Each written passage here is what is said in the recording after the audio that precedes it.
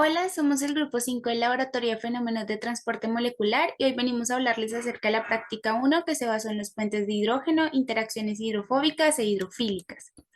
Entonces, primero, ¿qué es dinámica molecular? Esta es un tipo de simulación computacional a nivel molecular capaz de analizar el comportamiento o evolución de un sistema ya sea físico, químico o incluso biológico, y todo esto a través del tiempo. También usando las ecuaciones del movimiento de Newton que permiten calcular las fuerzas entre los átomos. Aquí cabe resaltar que utilizaremos la herramienta de GROMACS, el cual es un paquete computacional muy versátil a la hora de hacer dinámica molecular y también que está diseñado para aplicarse a moléculas muy complejas como proteínas, lípidos, ácidos nucleicos e incluso polímeros.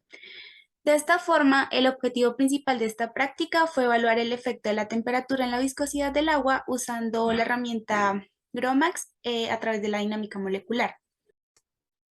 Es importante también tener en cuenta los pasos para correr una dinámica molecular usando GROMACS, los cuales son preparación de archivos, minimización del sistema, calentamiento del sistema, equilibración, producción.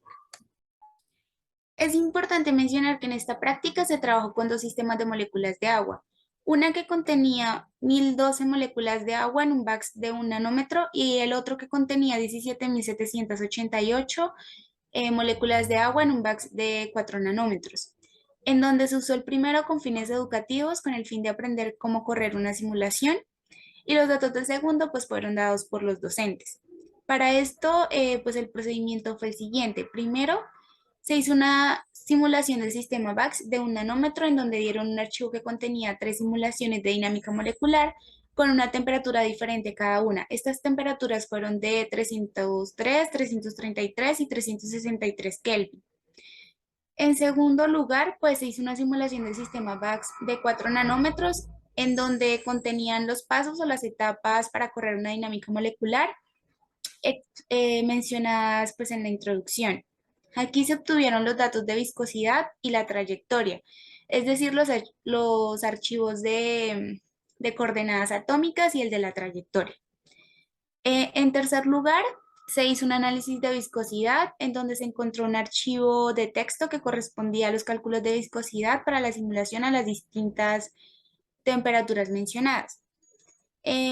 Cuarto, pues se hizo un análisis de etapas de dinámica molecular en donde se analizó y se graficó en Excel la mayoría de archivos dados, los cuales pues correspondían al tiempo de simulación y la propiedad que se estaba midiendo.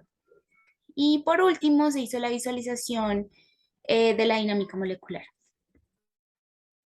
Bueno, entonces, continuando, en base al procedimiento, nuestros resultados fueron los siguientes.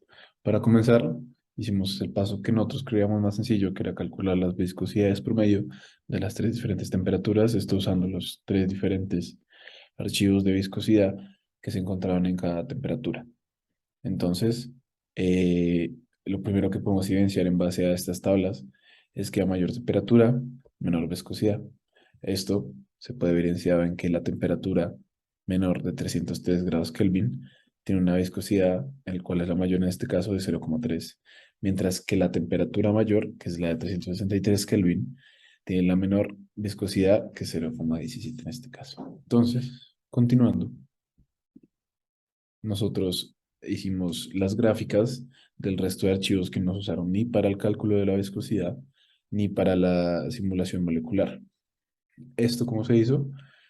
Tomando cada proceso MD, NPT y NBT, que cada uno representa una etapa de la simulación molecular, las cuales son MD, se refería a la etapa de producción, NPT a la etapa de equilibración y NBT a la etapa de calentamiento. Entonces, acá podemos ver tres ejemplos diferentes y no pusimos todas las gráficas por espacio y por tiempo. Entonces, estas son tres gráficas, las cuales son bastante similares al resto que tenemos en nuestro archivo Excel, que van a ver adjunto a esta presentación. Y finalmente, para nuestros resultados, hicimos la simulación molecular para las tres moléculas de agua en 4 nanómetros para las diferentes tres temperaturas. Continuando con el análisis y la discusión de los resultados, como mencionábamos antes, a una temperatura de 303 Kelvin tenemos una viscosidad de 0.3 pascales por segundo. Y a medida que las temperaturas aumentaban a 333 y a 363, disminuía la viscosidad. Al final, a la temperatura de 363 Kelvin teníamos una viscosidad de 0.18 aproximadamente pascales por segundo.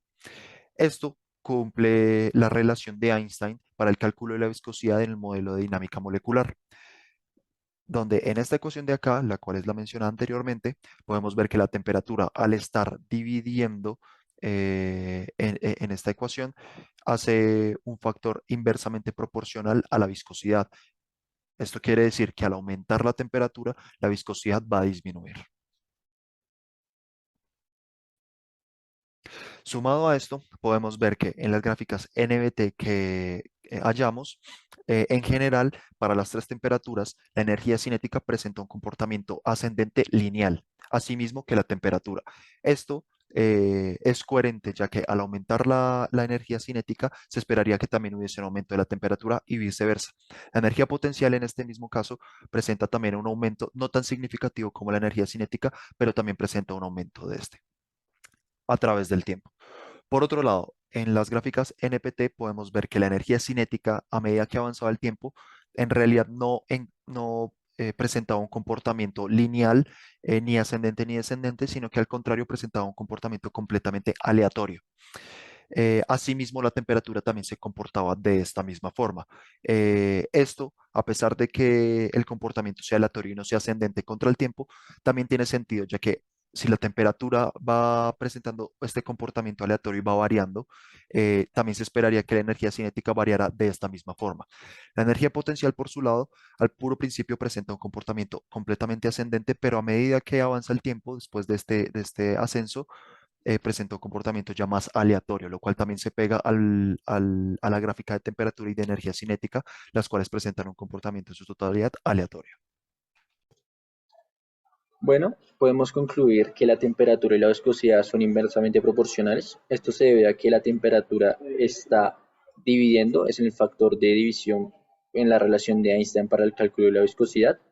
Y para las gráficas de NBT podemos concluir que tanto la energía cinética como la energía potencial son directamente proporcionales y aumentan a lo largo del tiempo. Esto se debe a que la gráfica de NBT tiene un comportamiento ideal, se comporta de una manera más ideal. En cambio, la gráfica de NBT no tiene este comportamiento tan ideal, por lo cual las gráficas que obtuvimos tienen o se comportan de una manera mucho más aleatoria, con puntos máximos y puntos mínimos, pero sin seguir un patrón lógico para la interpretación.